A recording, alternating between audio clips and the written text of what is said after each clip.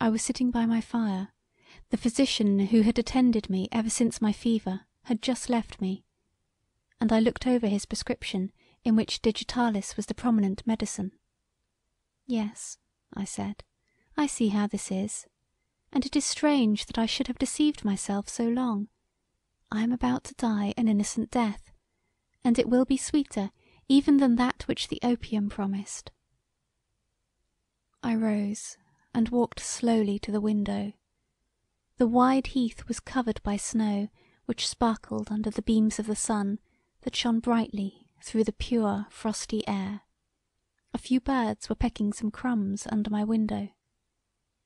I smiled with quiet joy, and in my thoughts, which through long habit would for ever connect themselves into one train as if I shaped them into words, I thus addressed the scene before me.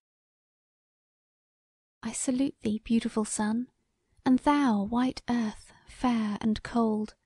Perhaps I shall never see thee again covered with green, and the sweet flowers of the coming spring will blossom on my grave.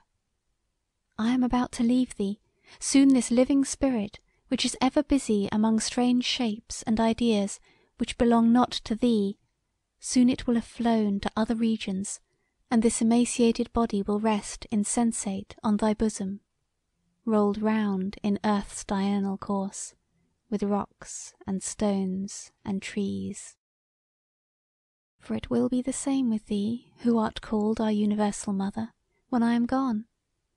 I have loved thee, and in my days both of happiness and sorrow I have peopled your solitudes with wild fancies of my own creation.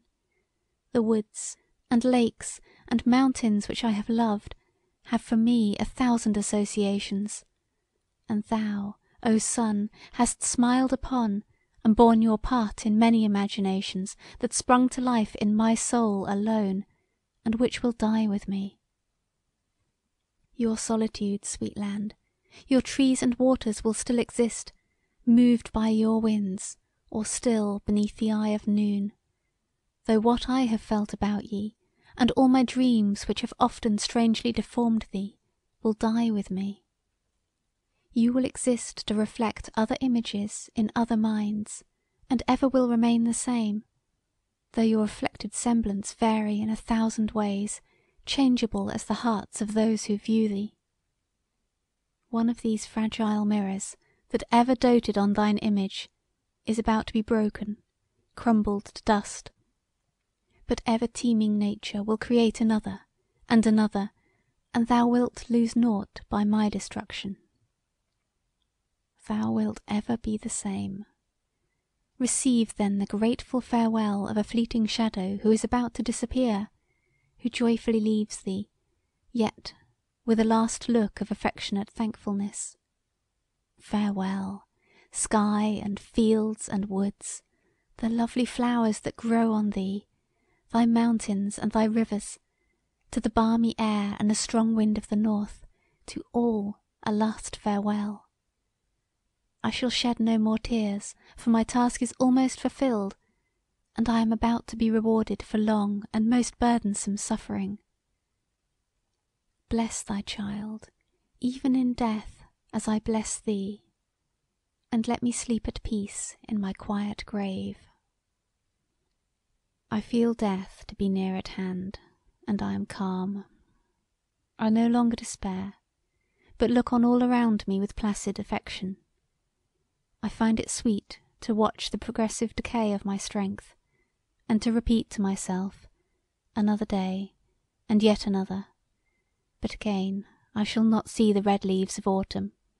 Before that time I shall be with my father. I am glad Woodville is not with me, for perhaps he would grieve, and I desire to see smiles alone during the last scene of my life.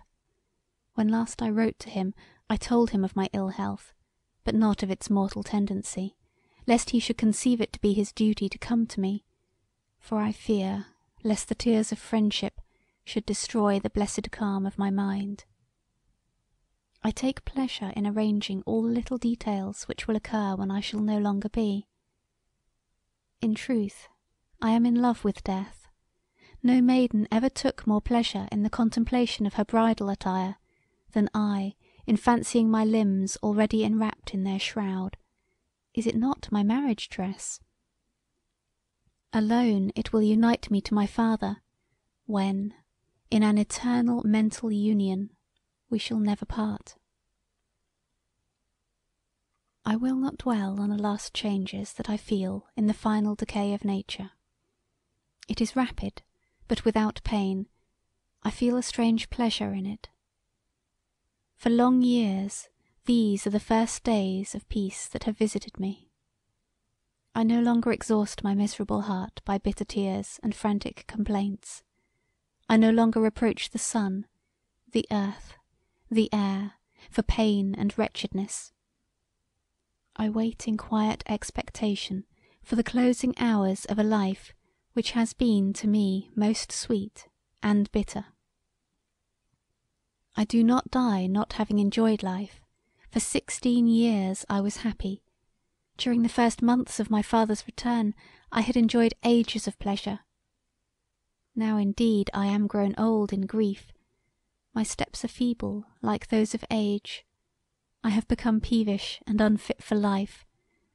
So having passed little more than 20 years upon the earth, I am more fit for my narrow grave than many are when they reach the natural term of their lives. Again and again I have passed over in my remembrance the different scenes of my short life. If the world is a stage, and I merely an actor on it, my part has been strange, and alas, tragical. Almost from infancy I was deprived of all the testimonies of affection which children generally receive. I was thrown entirely upon my own resources, and I enjoyed what I may almost call unnatural pleasures, for they were dreams and not realities. The earth was to me a magic lantern, and I a gazer and a listener, but no actor. But then came the transporting and soul-reviving era of my existence. My father returned, and I could pour my warm affections on a human heart. There was a new sun and a new earth created to me. The waters of existence sparkled. Joy! Joy! But alas, what grief! My bliss was more rapid than the progress of a sunbeam on a mountain, which discloses its glades and woods, and then leaves it dark and blank. To my happiness followed madness and agony, closed by despair. This was the drama of my life, which I have now depicted upon paper. During 3 months I have been employed in this task. The memory of sorrow has brought tears, the memory of happiness a warm glow, the lively shadow of that joy. Now my tears are dried, the glow has faded from my cheeks, and with a few words of farewell to you, Woodville, I close my work, the last that I shall perform. Farewell, my only living friend. You are the sole tie that binds me to existence, and now I break it. It gives me no pain to leave you, nor can our separation give you much. You never regarded me as one of this world, but rather as a being who for some penance was sent from the kingdom of shadows, and she passed a few days weeping on the earth and longing to return to her native soil. You will weep, but they will be tears of gentleness. I would, if I thought that it would lessen your regret, tell you to smile and congratulate me on my departure from the misery you beheld me endure. I would say, Woodville, rejoice with your friend, I triumph now and am most happy. But I check these expressions. These may not be the consolations of the living. They weep for their own misery, and not for that of the being they have lost. No, shed a few natural tears due to my memory, and if you ever visit my grave, pluck from thence a flower, and lay it to your heart, for your heart is the only tomb in which my memory will be interred.